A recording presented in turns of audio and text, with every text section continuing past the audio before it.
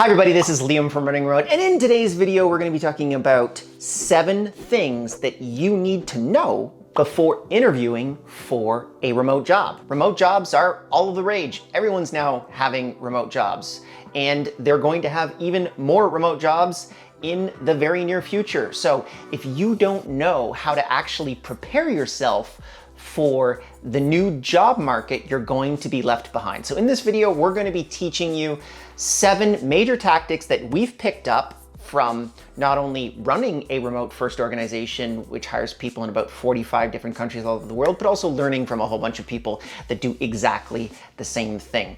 Stay tuned. So number 1 is you need to target your search for remote specific websites. There are a couple websites that are really critical towards this, and I'm just gonna go through a few of them. Again, if this video is a couple years out of date, you might wanna check out a couple other platforms that you can use to be able to hire remotely, but you're definitely going to find a lot of great people or a lot of great job opportunities on these particular platforms. First one is Working Nomads. There's 20,000 plus jobs on Working Nomads, which is really awesome. Another website, which has really been kind of the OG of the blogging world, at least as it connects to remote work, is remote.co. They've got a wide variety of jobs on there. The other company that is owned by remote.co is FlexJobs. They have more flex and part-time jobs than a lot of the other job platforms. Another one that you might want to check out is We Work Remotely. We Work Remotely is a platform that was started by the Basecamp guys. I believe they have sold it now, but it is a great database for a lot of remote first organizations that are looking to hire more remote people. So generally people in there have worked a remote job before during that application process. And then the last 2 that I'll mention is TopTal, which is one of the largest platforms for contract-based remote work, and then AngelList, angel.co, which is the largest platform, ironically, for finding remote development talent. So check those out, great databases, they'll be linked down below. Number 2, you have to actually determine if the company is new to remote work or remote first. So what I would do is search online and maybe even check out our platform, Running Remote, as an example. You can find out a bunch of remote companies that are on there, but there are a ton of different databases that you can get access to.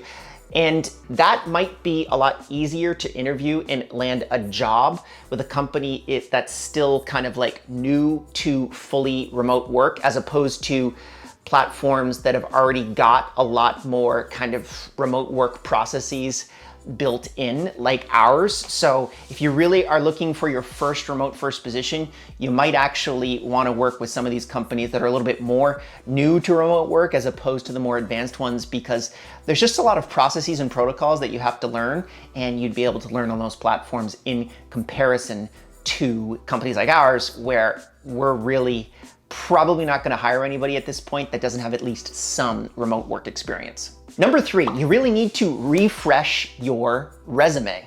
So I would highlight any experience you have managing or coordinating teams that may have been in different office locations now that you're actually considering working remotely. If you've been working remotely recently, you can honestly say that on your current title. So if you are going through your resume, just define which ones were remote, which ones were remote first organizations, as an example. That's a major indicator for me as someone that's looking at different applications, to be able to say, oh yeah, this person already knows what they're doing. They actually have worked for remote first companies in the past, and they would know our way of working in comparison to an on-premise model. Number 4, video interviews are important. You actually need to make sure that your space looks clean and organized. Like, I got phones, I got chargers, I got books, I got PlayStation controllers. This is not a good look if you want to be able to be hired remotely. You have to see that you have a professional environment. Even just literally measuring the quality of your Zoom call, as an example. We do the vast majority of our interviewing on Zoom. I think we actually do all of our interviewing on Zoom. I don't think we would ever just kind of call people up on the phone. It's really not what we would do. So you need to make sure everything fits and make sure that everything fits with the resume that you are presenting to that particular employer. So that boils down to actually just literally keeping a very clean workspace. I've talked about this for a while, which is you need to actually divide your workspace from your social space. So what I would do is make sure that you have a really clean environment. I know that I just kind of talked about how I don't, but I really do have a pretty clean environment in my office, and it allows you to be able to create that division and create a video call like this. This is actually how I do video calls. I have a DSLR that I literally point at my face, and then I do all of my interviewing directly through here, which is much easier than doing it through a 720p crappy camera that you can get from Apple. P.S. Apple, please change these cameras. It's 2021 for crying out loud. Like, you need something more than a 720p camera to be able to do Zoom calls. Number 5, and this is somewhat counterintuitive, but almost everyone is remote now that works primarily from a computer. So don't just focus on that.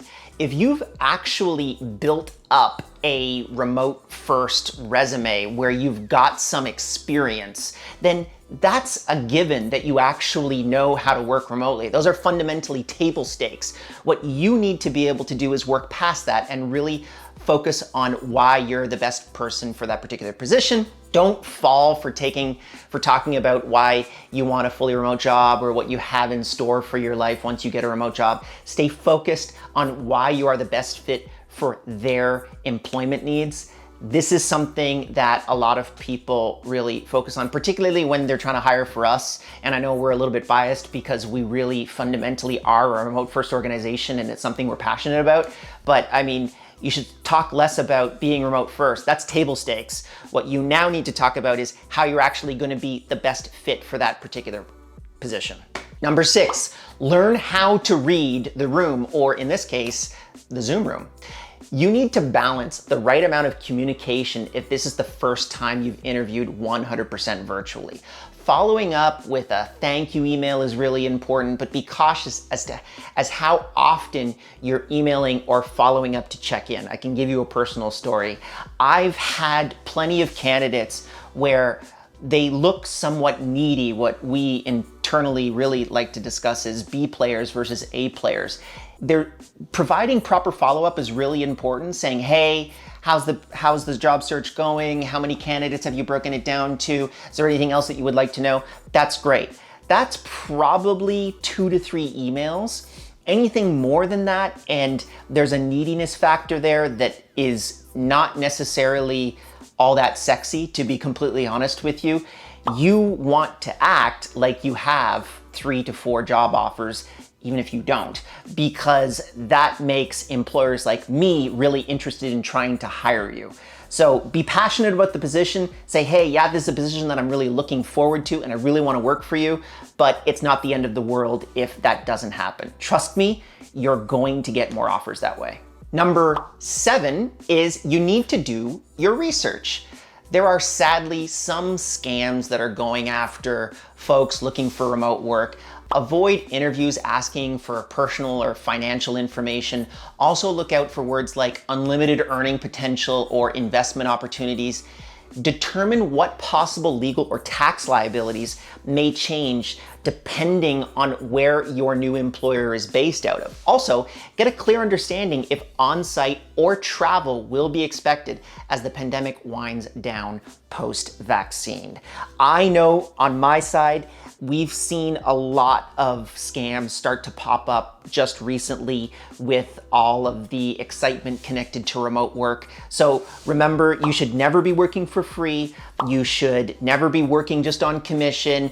All of these things are really something that you shouldn't even start to go down that path, because if you start, the vast majority of the time, unfortunately, it is a waste of your time. So if you thought that those were interesting points, please let me know down below. If you disagree with that, also let me know down below. I'd love to be able to debate with you down in the comments. And If you've watched this entire video and you're here, this is what we do all day long, is we just talk about these things. So you might as well subscribe to this YouTube channel as well.